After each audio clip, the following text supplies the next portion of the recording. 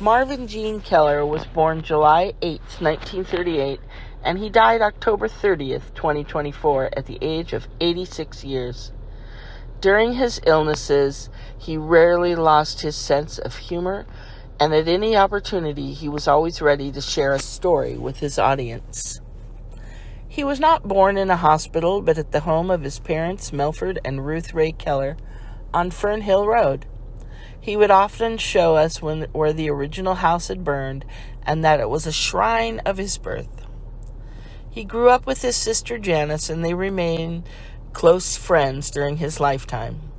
He often referred to Jan as his protector and childhood friend. He would also say Jan was an only child.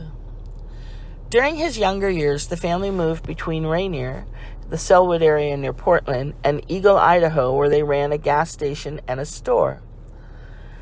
My dad used to help pump gas at their station, and he said that he had the biggest gas cap collection that most people had ever seen.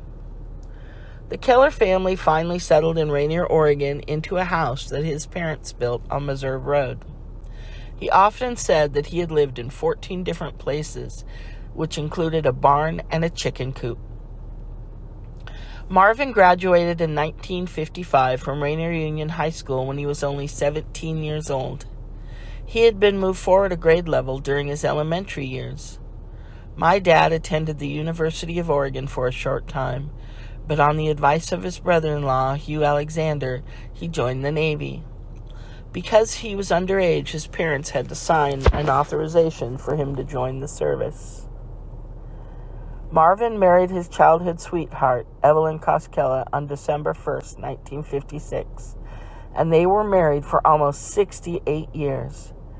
Together they had 5 children: Catherine, Karen, Jerry, Julie, and John. Daughter Julie preceded him in death in 2015. He leaves behind his wife, Evelyn, 1 sister, Janice, 4 children, 15 grandchildren, 28 great-great-grandchildren, and 5 great-great-grandchildren. Dad always said, if anybody wants to call me Grandpa, I will accept them as my own. The Navy trained Marvin in the new field of nuclear medicine, and his nuclear medicine registry number card was 0027. Dad was a corpsman in the Navy, and he never had the opportunity to go to sea. However, he was able to play golf with the doctors during his lunch break while he was stationed in San Diego. After leaving the Navy 3 years later, Marvin worked in nuclear medicine at Good Sam Hospital in Portland, St. Mary's Hospital in San Francisco, and then back to Good Sam in Portland again.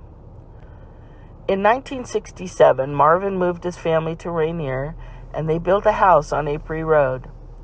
From 67 to 76, Dad worked as a chemist at the Reynolds aluminum plant in Longview, Washington, and by 1978, he moved his family to Oregon City, and he started working in nuclear medicine again.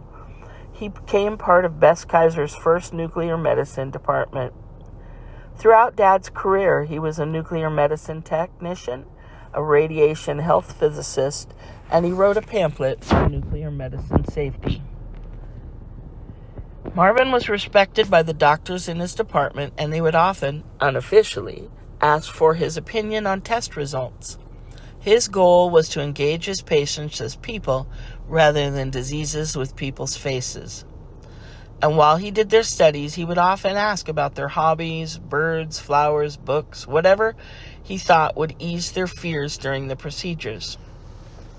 He also used to sing to his patients, and one day he even received a letter addressed to Marvin, the Singing Bone Scanner.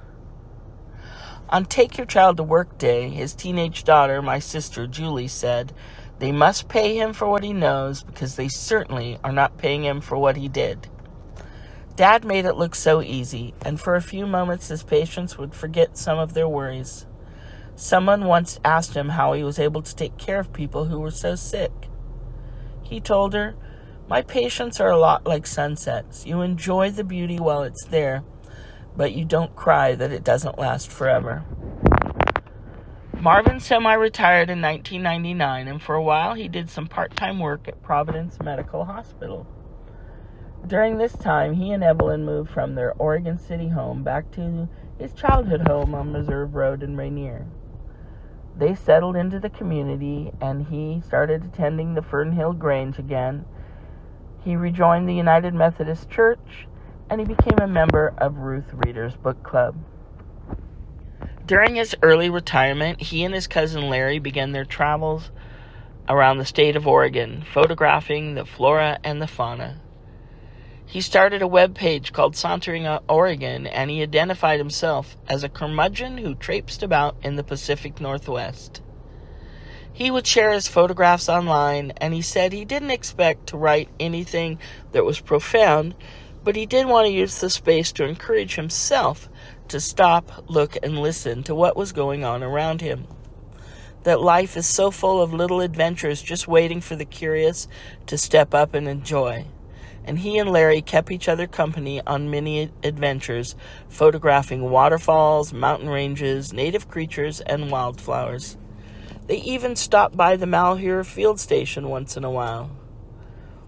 Marvin was very modest about his photos, and he often came back with such advice as, "I was just in the right place at the right time. I have nice equipment, but my favorite, I just remembered to remove the lens cap first." Marvin loved to learn, and he would often say, "You are never too old to stop learning." He attended the U of O, Oregon State, Portland State, and both Clackamas and Portland community colleges. He would always tell us, "Read, take classes, get out and explore, talk to people. You won't be sorry you did." My dad had many diverse interests, and I would certainly want him on my trivia team. There will not be a celebration of life at this time. We are hoping to have one in the spring of 2025. Marvin's interment will be near his parents in the Woodbine Cemetery, just right behind Beaver Grange. I would like to take this moment to thank everyone who helped my mom with Marvin's care. Through your hard work and dedication, you have made my parents feel loved and cared for, and they were able to remain at home. My dad wanted to be home during his illness, and through the efforts of others, we were able to do that for him. Our goals were love and comfort, and I think that we kept our promise to him. Now, during the last of his illness, he often told us he felt like he was the luckiest person in the world, having so many people care for him. I told him that we were the luckiest to have him in our lives, that he was our Jimmy Stewart from the movie It's a Wonderful Life. I have received so many comments from various people that say they're going to remember his stories, his jokes, his thirst for knowledge, and his love of nature. His kindness seems to be a popular theme. We all will remember his love of friends and family, and that he took pride in being a dad, Uncle Marv, or Grandpa Marvin. To sum up my dad Marvin's life, he said, and I quote, "I came, I saw, I had a blast." I would add that the love of family and friends, plus an adventure along the way, is an amazing life. And he will be missed, but his legacy will live forever in our hearts. Thank you.